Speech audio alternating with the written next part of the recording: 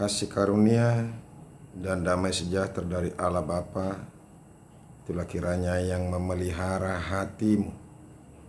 Di dalam nama Yesus Kristus. Amin. Shalom Bapak Ibu Saudara-saudaraku yang dikasihi Yesus Kristus. Selamat bertemu kembali. Kemarin kita baru merayakan hari kematian Tuhan Yesus, memperingati hari kematian Tuhan Yesus. Dan besok kita akan merayakan hari kemenangan, penuh sukacita, penuh kebahagiaan. Dan hari ini kita akan mendengarkan firman Tuhan. Semoga firman Tuhan ini semakin memberikan kekuatan, teladan kepada kita, kemampuan. Terlebih kepada orang-orang yang merasa dirinya rendah. Saya mau katakan kepada kita, tidak ada yang rendah. Yesus sebagai Tuhan dan Guru saja pun, Dia justru menunjukkan dirinya lebih rendah daripada orang lain. Supaya kita bisa meneladani itu. Firman Tuhan yang menjadi renungan bagi kita hari ini yaitu yang terambil dari Yohanes pasal yang ke-13 ayat yang ke-5. Dia katakan demikian. Kemudian ia menuangkan air ke dalam sebuah basi dan mulai membasuh kaki murid-muridnya. Lalu menyekanya dengan kain yang terikat pada pinggangnya itu. Demikianlah firman Tuhan. Bapak Ibu Saudara-saudaraku yang dikasihi Yesus Kristus dan diberkati Tuhan. Ini adalah teladan dan contoh yang mau ditunjukkan oleh Yesus kepada kita sebagai orang-orang yang percaya kepadanya, orang-orang yang mengikuti Dia, supaya kita menyadari siapa diri kita di hadapan Tuhan. Orang berlomba-lomba untuk menjadi orang yang nomor satu. Orang selalu berusaha untuk menjadi pemimpin. Karena menjadi pemimpin berarti dia yang mengatur. Menjadi pemimpin berarti dia harus dihormati. Menjadi pemimpin berarti dia harus dinomorsatukan. Menjadi pemimpin berarti dia mendapatkan fasilitas dan penghormatan VIP. Makanya orang selalu berupaya untuk menunjukkan dirinya berharga, terhormat.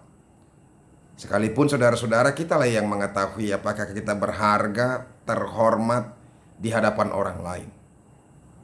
Paling tidak hari ini kita mau diajari atau diingatkan oleh Tuhan Yesus Kristus, Sang Guru kita, Sang Tuhan kita. Kalau ada orang yang selalu berupaya untuk menjadikan dirinya menjadi pemimpin, belajarlah kepada Yesus Kristus, Sang Pemimpin sejati. Kalau ada orang yang mau jadi guru yang sejati, belajarlah kepada Yesus Kristus. Supaya kita mengerti apa yang harus kita ajarkan. Dan kalau ada pengkhotbah sama seperti kami juga harus belajar melihat sama seperti apa yang Yesus lakukan. Ini adalah keteladanan.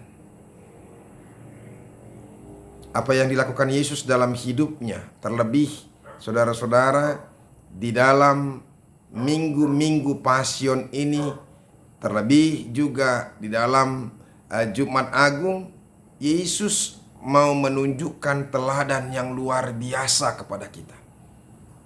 Kesabaran, ketenangan, boleh diam, tidak banyak bicara, tidak banyak berkata-kata. Yang penting dia setia. Yang penting dia taat melakukan apa yang Tuhan kehendaki dalam kehidupannya. Itu yang penting. Dan saudara-saudara, ini yang Tuhan Yesus mau tunjukkan kepada kita. Sebenarnya kita sudah diingatkan, kita adalah murid. Dan murid itu tidak akan lebih besar dari gurunya. Apa artinya? Artinya Yesus sendiri yang menjadi Tuhan dan Guru. Dia mau melakukan, merendahkan diri, melakukan teladan yang baik.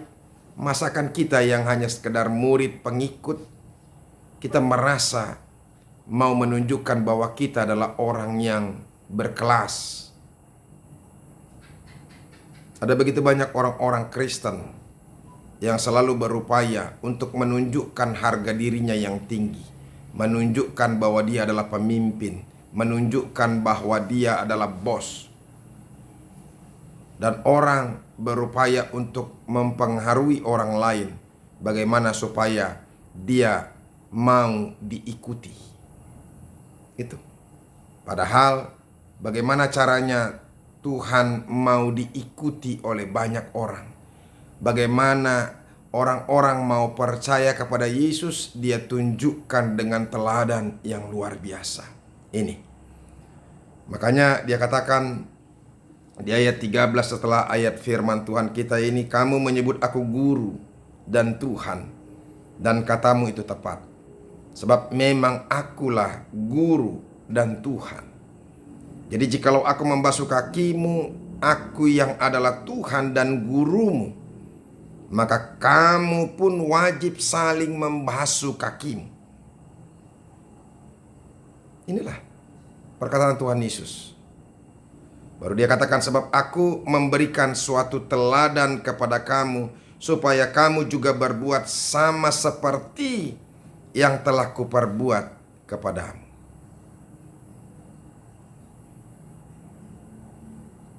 Bapak Ibu saudara-saudaraku, ini juga yang mau kita contoh dari Tuhan.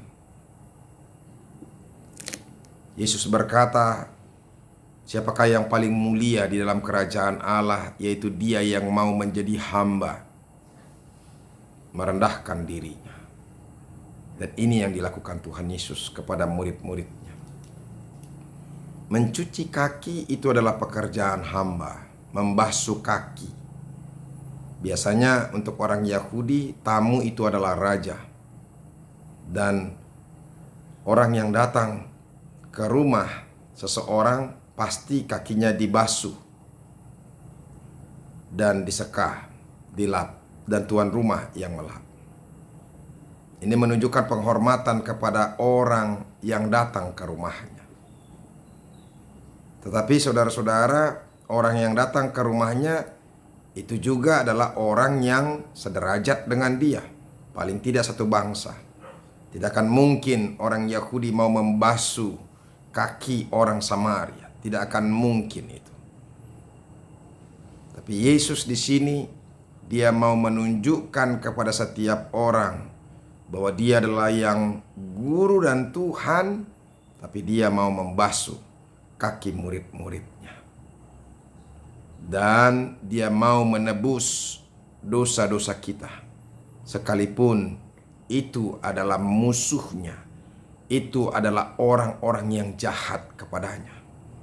Bahkan orang-orang yang menyalibkan dia menyadari, mengakui, termasuk daripada pemimpin serdadu itu. Dia mengatakan, benarlah ini orang benar. Jadi setelah dia menyadari apa yang dilakukan oleh Yesus, dia mengakui memang dia adalah orang yang benar. Oleh karena itu saudara-saudaraku, jadilah pengikut dan meneladani Kristus dalam hidupmu. Kalau kita, engkau, saya benar-benar adalah orang Kristen yang sejati, jangan menunjukkan kehebatan diri kita kepada orang lain. Jangan menunjukkan dan menonjolkan apa yang kita dapatkan, apa yang kita miliki. Tapi tunjukkanlah kepada orang-orang lain kerendahan hati kita, bahwa kita mau menjadi hamba, mau menjadi orang yang bisa membantu orang lain. Camkanlah itu. Dan kalau sebelum kita bisa melakukan hal-hal seperti itu, saya pikir sorga itu masih jauh dari kita. Ini perlu kita camkan. bukti orang percaya kepada Yesus Kristus dan menerima penebusannya, maka dia terpanggil untuk melayani, untuk pelayan, menjadi pelayan bagi orang lain, yang memberikan dirinya kepada orang lain. Itu yang kemarin juga saya ingatkan di dalam khotbah saya.